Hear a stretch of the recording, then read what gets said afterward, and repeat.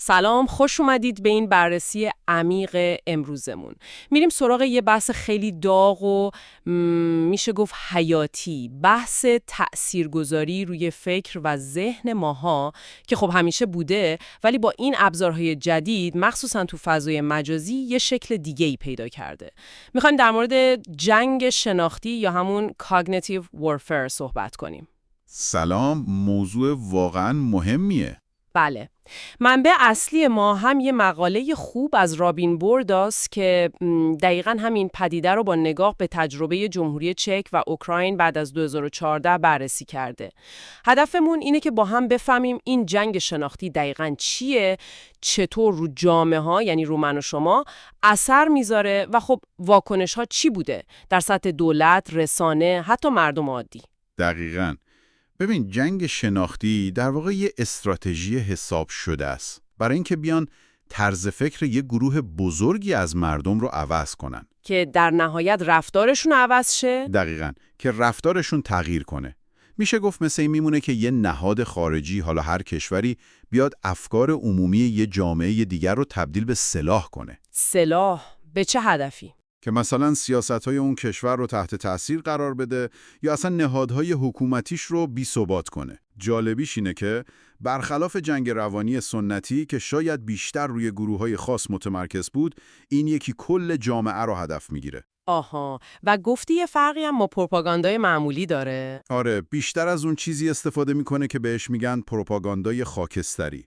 یعنی اطلاعاتی که لزوماً دروغ شاخدار نیست. یعنی تشخیصش سخت‌تره؟ بله، یه ترکیبی از راست و دروغه، یه جوری که باورش راحت تر باشه. هدف اصلی هم فقط این نیست که یه داستان خاص رو به خورد مردم بدن. خیلی وقتا هدف اینه که کلاً اعتماد رو از بین ببرن. اعتماد به چی؟ اعتماد به رسانه‌های اصلی، به نهادهای سیاسی، به همدیگه حتی. یه جور حس گیجی و بی‌اعتمادی عمومی درست کنن. خب این وسط نقش تکنولوژی چیه؟ اینستاگرام و تلگرام و اینا. نقششون محوریه. شبکه‌های اجتماعی، هوش مصنوعی، دیپ فیک، یعنی اون ویدیوها و صداهای جعلی که خیلی واقعی به نظر میرسن.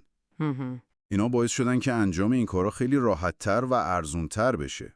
یه مفهوم جالب دیگه هم هست به اسم پروپاگاندای مشارکتی. یعنی چی مشارکتی؟ یعنی محتوا رو که پخش میکنن، یه عده‌ای که اول میبیننش، خودشون انقدر باهاش درگیر میشن که شروع میکنن به بازنشرش. یعنی خود مردم میشن عامل پخش. و اثرش چند برابر میشه لابد. دقیقاً. خب اینا شد کلیات بحث. حالا مقاله چطور اینا رو تو واقعیت نشون داده؟ گفتی رفته سراغ چک و اوکراین. آره، 2 مطالعه موردی خیلی جالب. تو جمهوری چک مقاله میگه با اینکه سازمان‌های اطلاعاتی هشدار داده بودن که روسیه داره نفوذ اطلاعاتی میکنه، دولت اون موقع که یه دولت پاپولیستی بود واکنش خاصی نشون نداده. یعنی ضعیف عمل کردن؟ خیلی ضعیف توصیف شده. حتی بدتر بعضی سیاستمداراشون خودشون به اون روایت‌های روسی دامن میزدن. اعتماد مردم به رسانه هم خیلی پایین بوده، مثلا حدود 33% فقط. و رسانه‌ها چیکار می‌کردن؟ رسانه ها هم گیر کرده بودن. از یه طرف میخواستن آزادی بیان باشه و همه حرف بزنن. از طرف دیگه نمیخواستن تریبون بدن دست کسایی که اطلاعات غلط پخش میکنن. یه چالش واقعی دیگه. البته جامعه مدنیشون یه کارایی میکرده. مثلا یه پروژه‌ای بوده به اسم فیکسکیپ برای آموزش سواد رسانه‌ای به مردم. جالبه. خب پس چک یه جورایی منفعل بوده. اوکراین چی؟ وضعیت اونجا حتما فرق داشته. مخصوصا بعد از اون قضایای کریمه و دونباس و 2014. آره، اونجا داستان کاملا فرق میکنه. اوکراین بعد 2014 انگار یه تکون اساسی خورد. دولت خیلی فعالتر شد. مثلا چی کار کردن؟ نهادهای جدید راه انداختن، مثل مرکز مقابله با اطلاعات نادرست، یه سری سیاست‌ها هم پیاده کردن برای حمایت از رسانه‌های مستقل.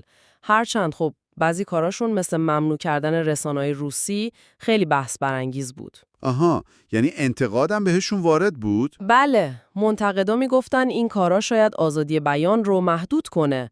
یه بحث پیچیده‌ایه دیگه. درسته. خب نقش مردم چی بود اونجا؟ جامعه مدنی. نقش مردم و جامعه مدنی خیلی پررنگ توصیف شده. شهروندای اوکراینی خودشون خیلی فعال بودن.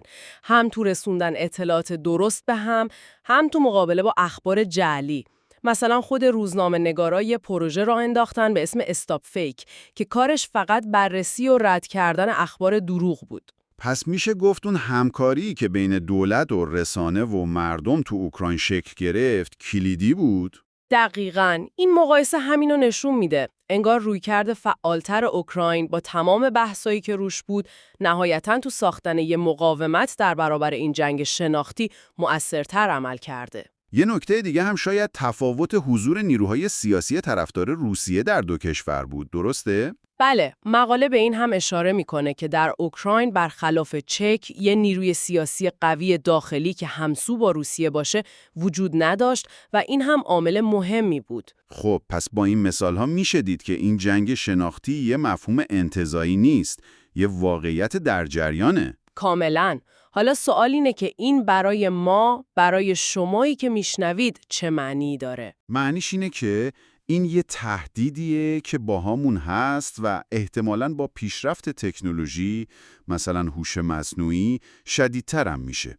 حتی بازیگرای کوچیکتر و غیر دولتی هم میتونن ازش استفاده کنن. دیگه یه بخشی از زندگیمون شده انگار. و راه مقابلش چیه؟ راهش یه چیز جمعیه. یه رویکرد کل جامعه لازمه. یعنی همه باید نقش داشته باشن. از شهروند عادی بگیر تا دولت و شرکت‌های بزرگ تکنولوژی مثل گوگل و فیسبوک. و این رویکرد برای همه جا یکسانه؟ نه لزوماً. هر کشوری باید ببینه با توجه به فرهنگ و سیاست و وضعیت جامعه خودش چی براش بهتره. مخصوصاً برای دموکراسی‌های لیبرال این یه چالش بزرگه. چرا چالش بزرگه؟ چون نمیتونن به راحتی از همون ابزارهای نفوذ و کنترل اطلاعات علیه مردم خودشون استفاده کنن که. پس باید تمرکزشون رو بذارن روی چیزای دیگه. مثل چی؟ مثل ارتباطات شفاف و استراتژیک دولت با مردم، بالا بردن سواد رسانه‌ای جامعه و تقویت اون چیزی که بهش میگن بهداشت شناختی. بهداشت شناختی. اینو یکم بیشتر باز میکنی؟ یعنی چی؟ یعنی اینکه ما خودمون یه سری عادتهای فکری سالم رو تمرین کنیم تا تو این آشفته بازار اطلاعات گول نخوریم. خیلی ساده است در عمل. مثلا اینکه هر خبری رو سریع باور نکنیم و نفرستیم برای بقیه. اول یکم مکس کنیم ببینیم منبعش کیه، معتبره یا نه. حواسمون باشه چه چیزایی الکی احساسات ما رو تحریک میکنه. و اینکه خب قبول کنیم که خود ما ممکنه سوگیری داشته باشیم. آها، یعنی یه جور مراقبت از ذهن خودمون در مقابل اطلاعات مسموم. دقیقاً. نهادهای بین المللی مثل اتحادیه اروپا و ناتو هم میتونن کمک کنن. کشورها رو تشویق کنن به روش‌های بهتر، شاید یه سری قوانین شفافتری هم برای مدیریت محتوا تو اینترنت بذارن.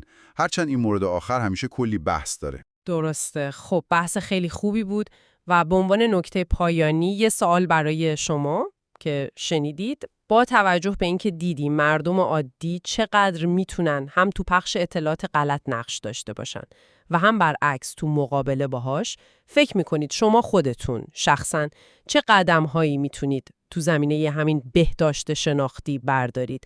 چطور میتونیم تو این دنیای پیچیده اطلاعاتی هوشیارتر باشیم بدون اینکه فقط منتظر باشیم یکی از بالا بیاد برامون قانون بذاره یا نظارت کنه؟ نقش خودمون چیه؟ این سوالی هست که میتونید با خودتون داشته باشید و بهش فکر کنید. ممنون که با ما بودید.